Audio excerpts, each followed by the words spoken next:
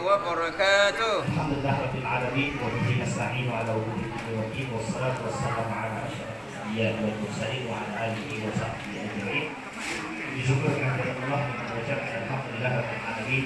Bersalawat kepada Nabi dengan mengucapkan Allahumma shalli ala Muhammad wa ala ali Muhammad fil alamin innaka Hamidum Majid.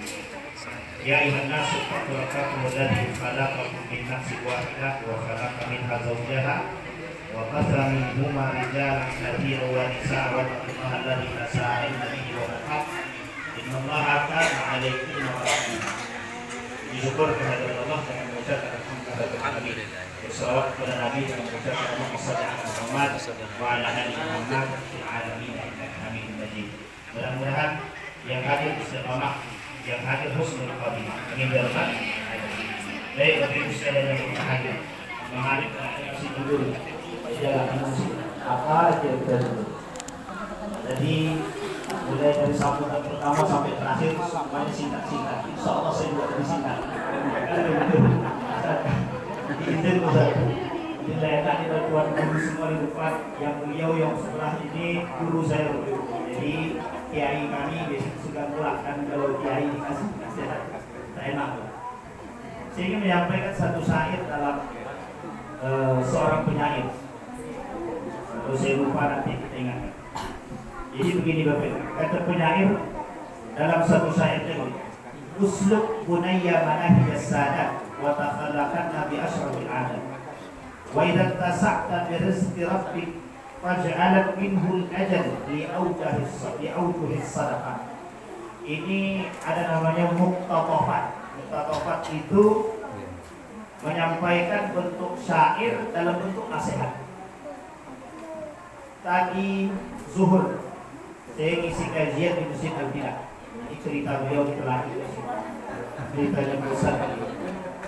Jadi kata beliau yatimul ilmi wal adab itu sangat benar sekali. Innal yatimul ilmi wal adab. Tapi persoalannya bukan sampai di situ. Ada persoalan lain yang disampaikan oleh para ulama. Nabi bilang begini dalam hadis ini. Kata Nabi kelak di akhir zaman itu ada yang lebih berbahaya. Yang lebih berbahaya itu kata Nabi yaqra'ul Qur'ana fi hatta fi udhun. Dia baca Quran cuma sampai hidung borokan. Yang ruku minatin kama yang ruku sahma minar ramiyah. Mereka keluar daripada agama layaknya seperti anak panah keluar daripada musuh. Nah, ini masalah hidup. Salah satu penyebab kenapa orang itu berilmu tapi tak berakhlak, itu ada poin pentingnya. Kata Nabi, di akhir zaman itu kata Nabi yurfa'ul ilmu wa yasqutul jahl. Ilmu diangkat, kebodohan tersisa. Cuma bodoh di sini itu tidak sama dengan bodohnya jahiliyah. Itu sangat hidayah begitu. Bodohnya orang zaman dulu itu memang tanpa ilmu. Bodohnya orang sekarang dengan ilmu. Maksudnya apa? Dia berilmu tapi bodoh. Nah, itu pandai-pandai lah memaknainya. Ini agak sulit memaknainya, bodoh tapi berilmu ini sulit. Karena ternyata persoalannya ke Imam Al-Ghazali itu bukan begitu. Persoalan bodoh yang dimaksud di sini, orang berilmu tapi bodoh, itu masalah bodoh daripada adab. Ini persoalan adab itu penting sekali. Sampai dikatakan oleh penyair tadi, usluk bunayya manahij as-sadat. Hei para umat muslim, sadar kalian punya generasi. Bagaimana generasi kalian biar bisa beradab, biar bisa berakhlak? Kata Habib Fahmi Zarkasi, Islam itu ada karena ada punya adab. Kalau orang berislam tak punya adab, jadi jangan salah kalau peradaban Islam itu tak ada. Nah, ini sederhana yang itu. Sampai beliau kata, persoalan adab itu persoalan paling utama. Saya mau merujuk kepada dua pemahaman Syekh Hasim Al-As'ari dan Kiai Haji Ahmad Kamil. Ada satu pernyataan, ta'adab qabla an tata'adab. Beradab sebelum berilmu. Sekarang saya tanya lebih penting mana? Orang pintar tapi tidak beradab atau orang beradab tapi tidak berilmu? Pilih mana? Orang beradab. Mesti pilihan yang paling sulit itu. Tapi kalau boleh memilih kata Imam Al-Ghazali, kalau boleh memilih lebih baik bodoh tapi beradab. Itu kalau boleh memilih. Berarti kami bodoh tak apa Ustaz, yang penting kami akhlak kami itu tak boleh juga. Yang penting itu berilmu dan beradab, itu yang paling penting poin terakhir. Maka kalimat itu sederhana Bapak Ibu. Kenapa kita perlu memahami poin ini? Kasus Masjid Al-Bidah yang beliau katakan tadi itu bukan kasus sederhana. bukan kasus sederhana. Saking pentingnya poin yang ingin kita sampaikan itu, menganggap diri paling benar itu adalah bertolak belakang dari adab yang tersebut. Serius memang. Jadi bicaranya agak susah juga, karena memang adab tidak ada. Makanya tadi di zuhur tadi di Masjid Al-Fidah tadi saya sampaikan, masalah kelompok seperti ini itu tidak bisa diremehkan, itu harus keras, kalau tidak tegas. Pokoknya harus tegas dan keras. Kenapa? Karena mereka tak, mereka cuma bayangkan ilmu. Orientalis itu dengan ilmu, tapi tak punya adab. Makanya kata mereka orientalis itu, orang orientalis ini orang-orang Eropa yang ingin merusak Islam, orang Barat yang mau merusak Islam, baik dalam dunia pendidikan dan lain sebagainya. Apa kata mereka? Ilmu itu di atas, iman itu tidak ada. Jadi bahasa mereka, ilmu itu bebas nilai. Paham maksudnya bebas nilai betul? Jadi Anda mau berilmu, tak beradab, tak ada masalah. Jadi Anda berilmu tinggi, Anda tak punya akhlak dengan orang tua, tak ada masalah. Tapi yang menjadi masalah kalau Anda tidak berilmu, kata mereka. Di dalam Islam tidak begitu, Pak. Di dalam Islam tidak begitu. Ilmu dan adab itu dua poin yang tak bisa dipisahkan. Orang berilmu wajib beradab. Orang beradab harus dengan ilmu. Kalau dua-duanya tak ada, itu parah itu, Pak. Tapi kalau hilang salah satunya itu masih keren. Mata uang hilang, satunya tak laku. Kan begitu? Dua sisi mata uang yang tidak bisa dipisahkan. Akhlak dan ilmu. Kenapa ilmu itu penting? Karena begitu kata Nabi. Cuma ada yang bertanya, Ustaz, gimana caranya mengatasi kondisi begini? Saya jawab, satu, sunnatullah. Memang sunnahnya begitu di akhir zaman. Di akhir zaman itu yang muncul orang-orang yang merasa pintar. Jadi orang-orang yang merasa pintar itu di akhir zaman muncul semua, muncul. Tapi tak beradab semua itu, tak punya akhlak semua. Nah itu kata beliau tadi, di rumah orang bisa mengusir orang yang punya rumah. Nah itu mantap itu. Nah ini bukan karena unsur kebencian, karena memang saya yang berkelahi sama mereka. Ya saya tak betul. Karena saya yang berkelahi. Karena awak yang berkelahi kan, karena berkelahi itulah. Memang agak apa sedikit, jadi kita harus. Artinya Bapak Ibu, nah poin ini Bapak Ibu. Sebenarnya sederhana masalahnya Bapak Ibu. Komunikasi. Masalahnya sederhana komunikasi. Yang kedua persoalan akhlak. Itu sebenarnya sederhana. Kenapa Masjid Al-Fidah bisa diambil alih oleh mereka? Jadi kecolongan. Kecolongan ya kesalahan. Kita tidak salahkan siapa-siapa. Kita salahkan pribadi kita. Karena memang ini kesalahan kita. Karena kita juga lalu terlepas diri dari mereka. Tapi itu poinnya. Alhamdulillah. Malam ke-11 10 malam ke-11 diambil alih ketua PLT-nya, ada pula PLT ketua masjid nih. PLT ketua masjid itu Ustaz Nasri Nizar, ketua Majlis Tarjih Pimpinan Daerah Muhammadiyah Pekanbaru. Alhamdulillah. Jadi Bapak Ibu yang ini kita tanamkan sebenarnya. Ini perbedaan Bapak Ibu, sebelum saya tutup. Perbedaan kita, teman-teman Muhammadiyah dengan Salafi itu perbedaannya sederhana saja. Muhammadiyah kembali kepada Quran dan Sunnah, Salafi kembali kepada Quran dan Sunnah. Sama Pak, tidak ada beda. Bedanya cuma di sini. Muhammadiyah menalar Al-Quran dan hadis dengan akal. Mereka tekstual. Artinya mereka tidak menggunakan teori kontekstual, itu tidak ada lagi. Muhammadiyah masih pakai, tapi kalau saya sebutkan Irfani, Burhani, itu mungkin Bapak Ibu tidak terlalu paham. Saya bilang aja itu tekstual dan kontekstual. Muhammadiyah kontekstual. Surat Al-Ma'un itu kontekstual. Berapa banyak muridnya? Sampai bilang begitu, kok itu terus surat yang diajarkan ke kami. Dijawab sama dia, sudah diamalkan belum? Maka lahirlah rumah sakit Muhammadiyah. Itu alasannya Muhammadiyah bicara seperti itu. Harbiah ya itu mempelajari Al-Quran, itu saintifik. Muhammadiyah begitu. Jadi menalar Al-Quran itu dengan akal dan iman, bukan dengan nafsu. Kalau Muhammadiyah mau nalar segala sesuatu dengan nafsu, 15 triliun itu duit tidak bergerak punya Muhammadiyah. Kalau kira-kira Muhammadiyah mau egois terhadap negara, ini bisa tidak?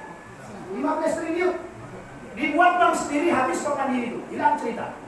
Tapi dia tak tahu, tapi masih berbaik hati. Akhirnya ikut juga kan?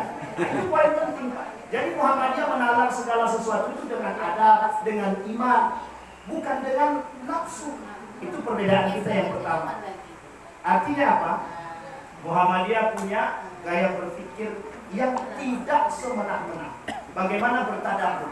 Di dalam Al-Quran itu Ini yang poin penting yang ingin kita sampaikan. Di dalam Al-Quran ada, afala yatadabbaruna al-Quran am ala qulubi aqfaliha.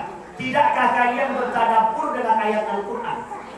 Sekarang kita bertadabbur dengan ayat Al-Quran. Silaturahim begini itu tadabbur ayat Al-Quran. Lebih banyak mana orang bertadabbur dengan ayat Al-Quran atau membaca Al-Quran? Maka yang di malam hari, habis tarawih, itu bukan tadarus. Itu namanya qiraatul Quran. Tadarus itu belajar. Kalau ada tahsibnya, ada yang salah kemudian dibenarkan, itu masuk dalam kategori tadarus. Nah, yang kita tak ada hari ini dari umat muslim itu bertadabbur. Orang orientalis bangun jam 3 subuh belajar. Yang dipelajari Al-Quran. Dari hasil pelajaran Quran keluarlah ilmu astronomi, keluarlah ilmu-ilmu alam yang lain. Umat muslim baca Quran, hafal Quran, makin tak beradab. Ini masalah, Pak.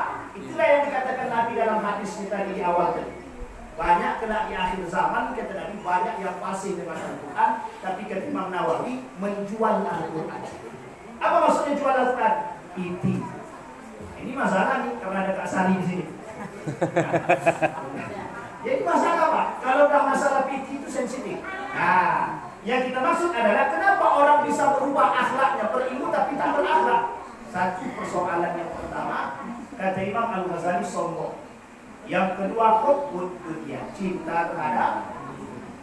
Cukup hari? Cukup? Oh, sampai berbuka. Masih ada lagi 5 menit lagi. Masih. Oh, 3 menit lagi. Kita mulai. Nah, Bapak Ibu sekalian yang baca. Kembali kepada poin kita. Nah, ini persoalan kenapa? Nah, Bapak Ibu saya akan mengingatkan kepada kita semua. Maka Bapak Ibu, kita orang Muhammadiyah ini, satu, jangan minder. Jangan minder. Saya mau sampaikan persoalan ini kepada Bapak Ibu biar Bapak Ibu tidak tersinggung apa. Yang penting jangan tersinggung. Kepribadian Muhammadiyah. Soal kepribadian. Kita ini orang Muhammadiyah, nampak orang sebelah, wih. Kita yang minder. Kita yang minder. Ini persoalan, Pak. Jadi kalau kita Muhammadiyah tidak mau diinjak oleh orang, harusnya kita ini bangga bermuhammadiyah, bangga. Saya masih ingat betul Prof. Ilahat Ilyas. Kata beliau, saya 7 tahun bersama beliau, jadi asisten beliau. Apa beliau kata? Ridwan, kalau Allah kasih umur saya panjang, orang mau cabut profesor saya cabutlah. Mau dia angkat pekerjaan saya angkatlah. Asal bisa saya bertahan di Muhammadiyah selesai. Sekelas profesor, dia cuma bilang sama saya lebih enak hidup duduk di kursi Muhammadiyah ini ketimbang jadi profesor di kampus, ketimbang jadi Majelis Ulama Indonesia. Beliau kebetulan Majelis Ulama Indonesia Pusat. Bahkan beliau menjadi wakil ketua, pas di bawah Ma'ruf Amin. Nah, ini pada masa Ma'ruf Amin ya. Beliau sampaikan begitu. Kata beliau, masalahnya sekarang kenapa Muhammadiyah begini? Itu Ustadz Alfian itu bilang begini. Dulu ada slogan namanya hidup-hidupilah Muhammadiyah, tapi jangan cari kehidupan di Muhammadiyah. Itu sebenarnya itu jangan dipahami tekstualnya, Pak. Tapi bagaimana orang berbuat di hadapan di Muhammadiyah itu, berbuat yang sesungguhnya, Pak. Jadi kita kadang-kadang tidak bangga jadi orang Muhammadiyah, itu tidak bangga. Tidak bangga kita dengan orang Muhammadiyah. Kenapa? Bapak kerja di mana? Di sekolah situ. Sekolah situ itu sekolah mana? Sekolah Muhammadiyah. Ini orang Muhammadiyah tidak bangga dengan Muhammadiyah. Nah, ini kasus kita sekarang begitu. Harusnya kita bangga, kemakin kita tarik orang-orang datang ke Muhammadiyah. Dengan apa? Dengan ilmu dan adab. Kalau orang Muhammadiyah yang tak beradab, itu muslimah. Jadi perlu dipelajari, perlu kuliah lagi itu. Muhammadiyah itu Al-Iqa dan Al-Islam dan kemuhammadiyahannya perlu 10 SKS itu. Biar agak cukup lama sih. Karena muskilah, Pak. Kemarin di kelas di sekolahnya Bang Riko itu terkait persoalan Muhammadiyah. Kalau tak salah ya, kepribadian Muhammadiyah. Coba pertanyaannya apa? Pertanyaannya kan sederhana-sederhana saja. Tapi persoalan sederhana tersebut itu membuat kita bangga dengan Muhammadiyah atau tidak? Ini persoalannya. Jadi kalau Masjid Al-Fida itu diambil orang, Masjid Abu Bakar diambil orang, itu karena orang Muhammadiyah tak pede. Tak pede jadi imam di situ, ilmu tak cukup. Bukan persoalan cukup atau tak cukup salah. Persoalannya Anda berani tidak mempertahankan itu. Makanya mohon maaf Bapak Ibu, kenapa manhaj Muhammadiyah itu dari dulu sampai sekarang itu akan tetap istiqamah dan eksis. Ya karena orang yang mau mendalami manhaj Muhammadiyah. Tidak akan ketemu di kesalahannya Pak, tidak akan ketemu. Apalagi persoalan 2, 2, 2, 2, 1 itu udah jadul betul Pak. Itu pertikaian, mohon maaf, kalau bahasa kasar tadi pertikaian dengan nafsu. Kalau pertikaian dengan ilmu tidak ada perdebatan Pak. Saya sampaikan sedikit poin sebelum saya tutup Anda ya. Dah masuk dasar. Bayangkan persoalan 221 dan 443 ini Bapak Ibu itu persoalan sederhana. Persoalannya bukan persoalan terawih, cuma persoalan kalimat qoma qiyamul lail. Ada enggak kalimat itu dalam semua hadis Nabi tentang terawih? Tidak ada sama sekali. Bapak Ibu cari itu bongkar di buku hadis, tidak ada. Cuma ada satu hadis bukan dari Aisyah, itu tarawih. Tarawih itu artinya istirahat. Nah, cuma bayangkan, apalagi kalau ada orang sholat terawih 23 rakaat dalam 10 menit, itu sholat itu main-main. Nah, itu penyimpangan namanya. Makanya Muhammadiyah 443. Tapi uniknya Muhammadiyah ini banyak partisipannya lah. Orang yang ikut Muhammadiyahnya sedikit, tapi yang mengikuti sholatnya karena cepat banyak. Nah, itu masalah. Maka kita bersyukur 443 itu bisa diselesaikan dalam 15 menit. Sementara yang 23 kan hanya selesai udah mau makan, mau buka puasa. Oke Bapak Ibu, kita tutup. Saya tutup dengan satu pernyataan, maka beradablah sebelum kita Muhammadiyah, belajar adab, kita belajar akhlak. Jadi jadilah orang Muhammadiyah yang beradab, yang berakhlak. Tidak perlu keras, tapi cukup tegas. Itu saja. Mudah-mudahan bermanfaat. Assalamualaikum warahmatullahi wabarakatuh. Waalaikumsalam warahmatullahi wabarakatuh.